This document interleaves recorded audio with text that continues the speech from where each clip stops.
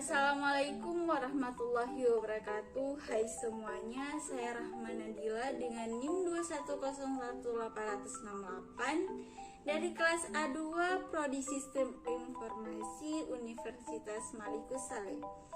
Nah, jadi untuk beberapa menit ke depan saya akan tetap di depan kalian untuk mereview materi pertemuan pertama sampai pertemuan ke-6 pada mata kuliah sistem operasi. Nah, di pertemuan pertama di sini akan dibahas konsep dasar dan sejarah perkembangan sistem operasi. Nah, apa sih sistem operasi tersebut? Sistem operasi adalah sekumpulan program kontrol atau alat pengendali yang secara terpadu bertindak sebagai penghubung antara komputer dengan pemakainya. Sistem operasi juga sebagai program pengendali, yaitu program yang digunakan untuk mengontrol program yang lain. Tujuan sistem operasi adalah sistem operasi membuat komputer menjadi lebih mudah dan nyaman untuk digunakan. Sistem operasi memungkinkan sumber daya sistem komputer untuk digunakan secara efisien. Sistem operasi harus disusun sedemikian rupa sehingga memungkinkan pengembangan yang efektif, pengujian dan penerapan fungsi baru tanpa mengganggu layanan yang sudah ada. Fungsi sistem operasi ada 3. Yang pertama, membentuk dan mengelola sistem file, menjalankan program, mengatur penggunaan alat-alat yang berhubungan dengan komputer. Jenis-jenis sistem operasi dibedakan menjadi 2. Yang pertama berdasarkan interface, yang kedua berdasarkan users.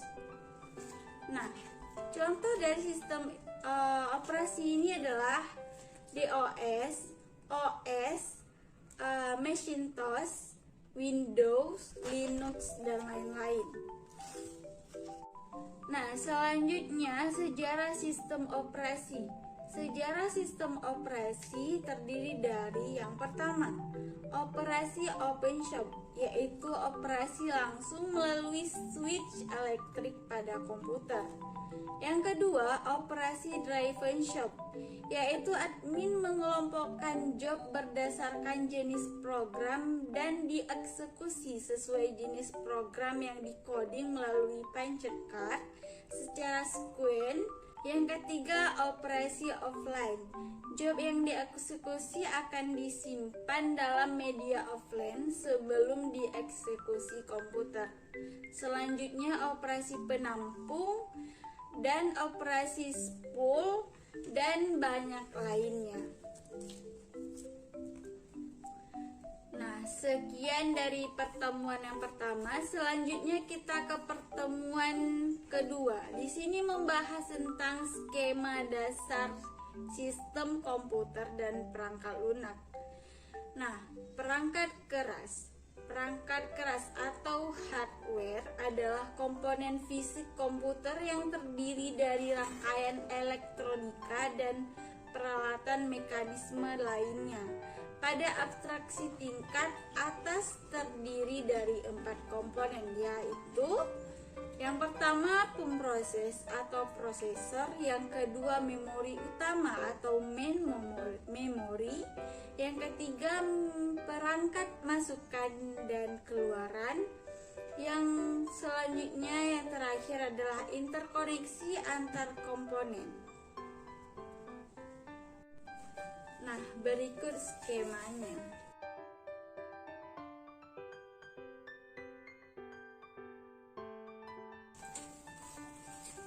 Perangkat lunak.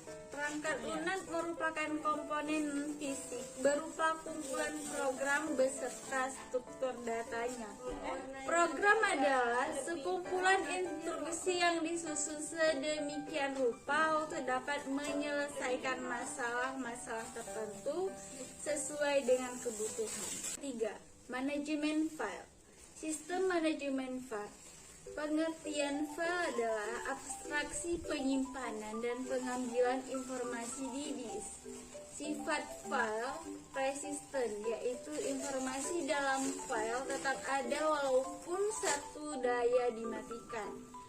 Selanjutnya size atau shareability, yaitu digunakan oleh banyak proses secara concurrent. Sasaran dan fungsi sistem manajemen file. Sasaran memenuhi kebutuhan manajemen data dan bagi pemakai. Retrieve, insert, delete, update. Menjamin data pada file adalah valid.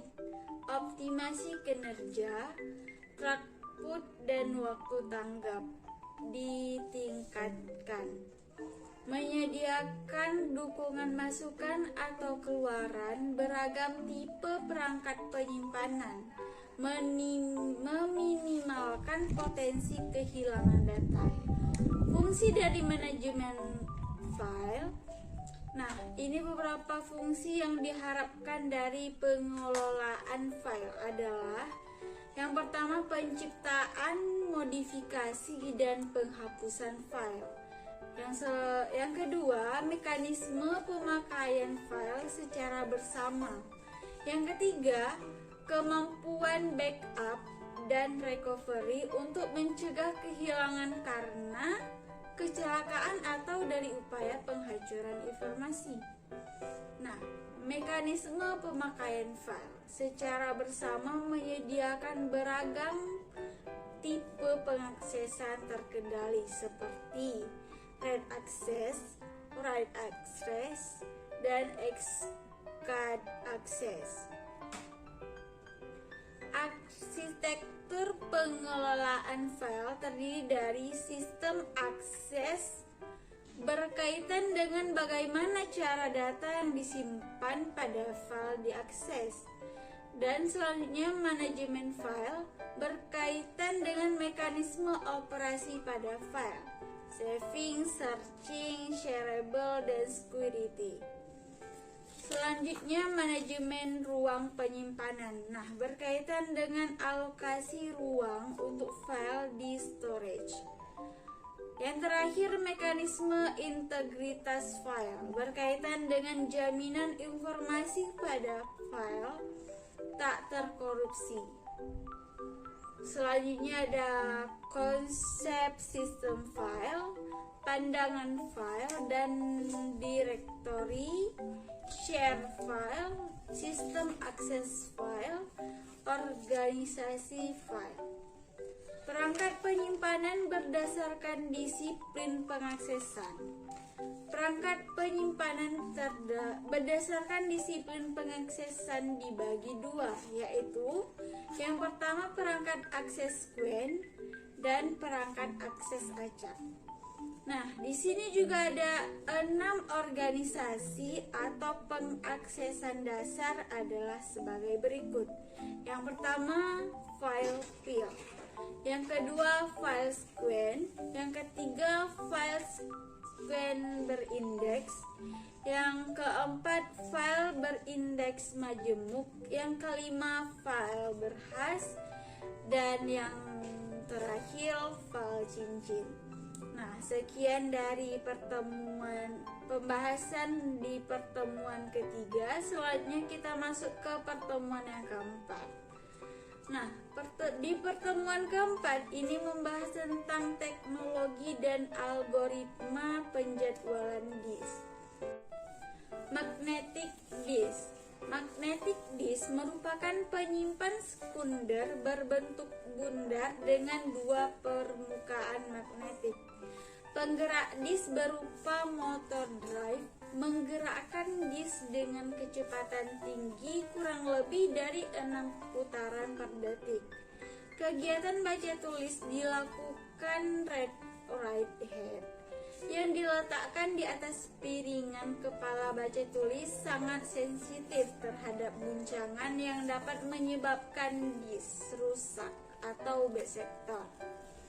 Ruang rekam terbagi atas beberapa track atau lintasan dan tiap lintasan dibagi lagi dalam beberapa sektor. Jenis head dibedakan atas. Yang pertama fixed head disk, yang kedua moving head disk. Fixed head disk menempati tiap-tiap track satu head sehingga mempercepat proses pembacaan dan perekaman. Moving head disk hanya memiliki satu head yang berpindah-pindah mengakses dari satu track ke track yang lain. Teknologi hard disk. Nah, beberapa teknologi hard disk yaitu shock protection system, safe monitoring, analysis and reporting, solid state disk, magnetosystem, partial response maximum likelihood, hot swap, plug and play ETA, Environment Protection Agency, error correction code, auto transfer yang terakhir. Dan selanjutnya di pengaksesan disk. Nah, waktu akses adalah waktu yang diperlukan oleh kepala baca untuk menulis atau membaca isi sektor. Terdiri dari 4 komponen waktu. Yang pertama waktu cari, waktu untuk mencapai lintas atau silinder yang dikehendaki. Nah, yang kedua, waktu mantap, waktu untuk hulu tulis baca menjadi mantap di lintasan atau silinder. Yang ketiga, waktu latensi, yaitu waktu untuk mencapai hulu tulis baca. Yang terakhir, waktu salur, yaitu waktu untuk menulis atau membaca isi sektor, serta gabungan waktu, yaitu waktu inquiry dan waktu pemuktahiran atau pergantian. Nah, segitu di ringkasan di pertemuan yang keempat. Selanjutnya di pertemuan yang kelima, di sini membahas tentang proses dan penjadwalan proses. Penjadwalan proses yaitu kumpulan kebijaksanaan dan mekanisme di sistem operasi yang berkaitan dengan urutan kerja yang dilakukan sistem komputer. Penjadwalan bertugas memutuskan proses harus berjalan, kapan dan berapa lama proses itu berjalan. Nah, tujuan dari penjadwalan ini adalah yang pertama, supaya semua pekerjaan memperoleh pelayanan yang adil, supaya pemakaian prosesor dapat dimaksimumkan, supaya waktu tanggap dapat diminimumkan berupa waktu tanggap nyata atau dan waktu tanggap maya. Selanjutnya, supaya pemakaian sumber daya seimbang, runtime, waktu sejak program masuk ke sistem sampai proses selesai. Selanjutnya, efisien, proses tetap dalam keadaan sibuk, tidak menganggur. Dan selanjutnya yang terakhir, supaya terobosan atau throughput dapat dimaksimumkan. Tipe-tipe penjadwalan ada 3. Yang pertama, penjadwalan jangka pendek. Bertugas menjadwalkan alokasi pemproses di antara proses-proses ready di memori utama. Penjadwalan dijalankan setiap terjadi pengalihan proses untuk memilih proses berikutnya yang harus dijalankan. Yang kedua, proses penjadwalan jangka menengah, yaitu proses status ready, running, waiting, dan ready. Yang terakhir, penjadwalan jangka panjang.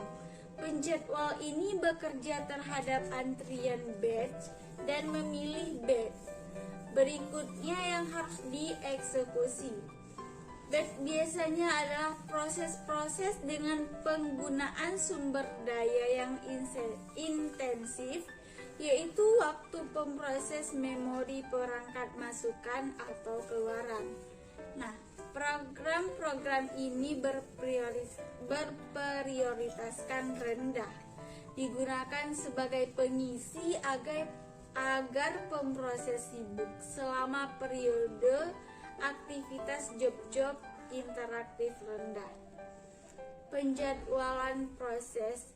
Nah, ada 3 istilah yang digunakan pada penjadwalan proses. Yang pertama, antrian. Antrian ini sejumlah proses yang menunggu menggunakan proses dan akan diproses sesuai dengan urutan antrian proses. Proses berada dalam memori utama.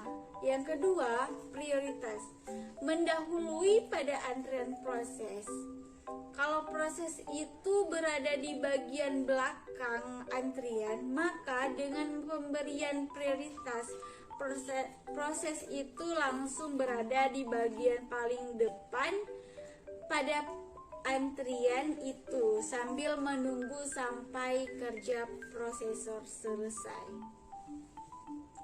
Selanjutnya yang ketiga ada preemsi, yaitu mendahului pada antrian proses. Kalau proses itu berada di bagian paling belakang antrian, maka dengan pemberian preemsi, proses itu langsung berada di bagian paling depan pada antrian itu.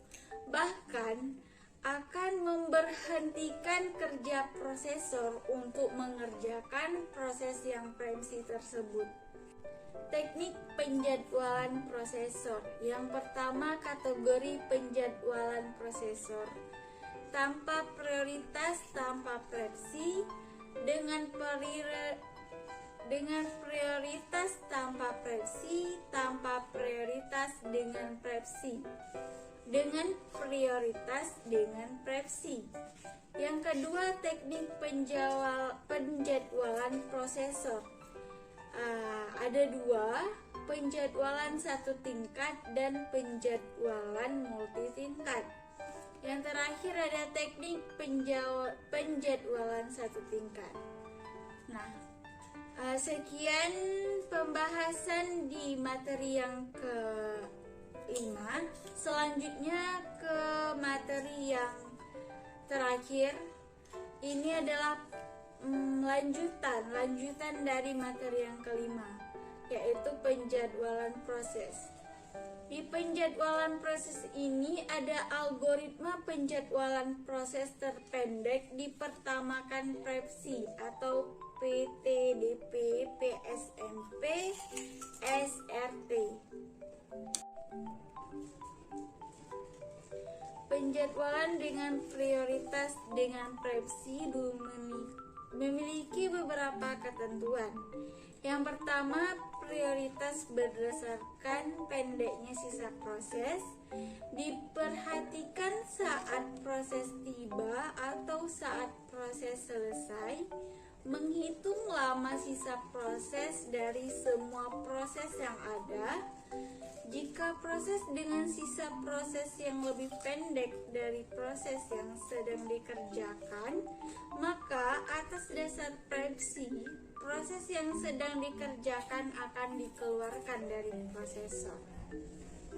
Selanjutnya, algoritma penjadwalan ratio penalti tertinggi dipertamakan atau RPTD atau HPRM. Penjadwalan dengan prioritas tanpa preemsi ini memiliki beberapa ketentuan. Prioritas berdasarkan besarnya nilai radio penalti. Rumus radio penalti adalah RP sama dengan dalam kurung S tambah T per T.